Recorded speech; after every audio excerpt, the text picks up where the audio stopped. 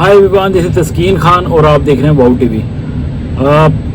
पाकिस्तान के chief justice जो है इस वक्त मौजूदा chief justice Qazi Faez Isa, chief justice of Pakistan, उनको बड़ी भरपूर धमकी दी है। तहरीक लबैक पाकिस्तान का एक बड़ा मरकजी बंदा है, तो उसने क्लियरली कहा है कि ज़हीरुल हसन उसका नाम है, उसने क्लियरली कहा है कि चीफ जस्टिस ऑफ पाकिस्तान ने कुछ ऐसे फैसले किए हैं जिससे बड़ी तकलीफ़ हुई है TLP को और दे आर वेरी डिस्टर्ब्ड। बज़ाहिर यूँ लगता है कि जैसे एक कोई ऐसा, हकीकत ये है कि एक ऐसा फैसला था जिस पे चीफ जस्टिस ऑफ पाकिस्तान ने एक शख्स को जिसके ऊपर ब्लास्फेमी के केसेस बने हुए थे उसको रिहा भी किया और उसके ऊपर जो FIR कटी हुई थी उसमें से कहा कि 295B और 298A जो है वो निकाल दो, यानी कि ऐसी शिकें निकाल दो कि जिसकी वजह से अब ज़ाहिर वो शख्स फंसा हुआ था।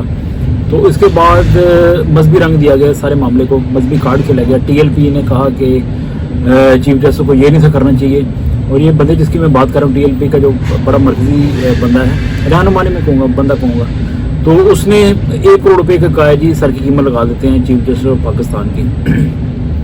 अब देखें, हमें लाख के इख्तलाफात हो सकते हैं चीफ जस्टिस ऑफ पाकिस्तान की पॉलिसी से, उनकी रंगबाजियों से, उनके फैसलों से, लेकिन आप किसी भी शख्स की जान के लिए ऐसे फतवे नहीं दे सकते।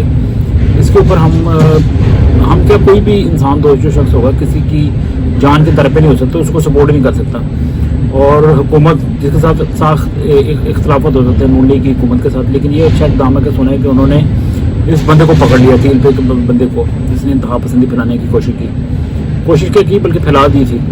तो अब ये कि अब इसका मुस्तकिल हल क्या है। अब देखें ना कि पिछले दिनों में सरगोदा में एक मसीही को, नज़ीर मसीह साहब को जैसे शहीद किया गया, तो वो बेचारा बिजनेसमैन था, उसको नजायज़ उसकी जान ले ली गई, तो उसके ऊपर भी TLP का एक बंदा जो है वो जस्टिफाई कर रहा था। ऐसी जमातों पे पाबंदी नहीं लगाएंगे तो क्या फिर आप हर दफ़ा घुटने टेक देंगे, मुज़ाकरत करेंगे, फिर वो ये धरने देते हैं, आप आगे बिछ जाते हैं। और लेकिन ये है कि इनका कोई परमानेंट कोई सोल्यूशन नहीं निकालते आप। इनके ऊपर पाबंदी लगानी चाहिए, ऐसे जमातों के ऊपर, ऐसे नज़रियात के ऊपर मुकम्मल तौर पे कंट्रोल करना चाहिए।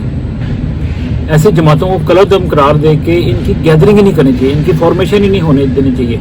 अब ये लोग जहाँ इंतखाबात में हिस्सा भी लेते हैं, और अजीब सी बात है कि 2018 में तकरीबन 22 लाख और 2024 के इंतखाबात में इन्होंने 28 लाख वोट भी लिए हुए हैं। तो आप इनको धारे में शामिल ना करें, ऐसे लोगों को जो पाकिस्तान की सालमियत के लिए, पाकिस्तान के बदनामी का बायस बनते हैं। इसके ऊपर मुकम्मल पाबंदी लगनी चाहिए और कोई ब्लैकमेलिंग इनकी कबूल ना की जाए, इनके खिलाफ सख्त एक्शन लिया जाए। लेकिन जिन्होंने एक्शन लेना है, कई लोग कहते हैं कि जी वो ये उनके दिलदादा हैं और इस्टेब्लिशमेंट जो है या फौज जो है वो इनको अपने मकासद के लिए भी यूज़ करती है, जब मर्जी चाबी वाला खिलौना बना कर धरना दे दिया और हुकूमत को टफ टाइम देते हैं, जिसकी भी हुकूमत हो। तो अब ये भी तो देखें ना कि जिन्होंने इनको नकेल डालनी है वो शायद इनके साथ खुद मिले हैं। तो मुझे नहीं समझ आ रही कि फिर इनके ऊपर कैसे पाबंदी लगेगी। आप बताएं नाज़रीन, अगर आपको कुछ समझ में आती है। लेकिन ये था कि ये कंडेमेबल बात है जो की जा रही है। अब देखें कि चीफ जस्टिस ऑफ पाकिस्तान जो है उसके खिलाफ ये इस तरह का फतवा देना है, तो आम आदमी का क्या हाल होता होगा। आम आदमी की कईयों की ज़िंदगियाँ बेचारों की बेगुनाह चली गई हैं। अपना ख्याल रखें और इस वीडियो को ज़्यादा से ज़्यादा शेयर करें और अपनी राय से भी नवाजें और चैनल को सब्सक्राइब भी करें। खुदावंद ताला जो है वो पाकिस्तान को महफूज रखें। God bless you.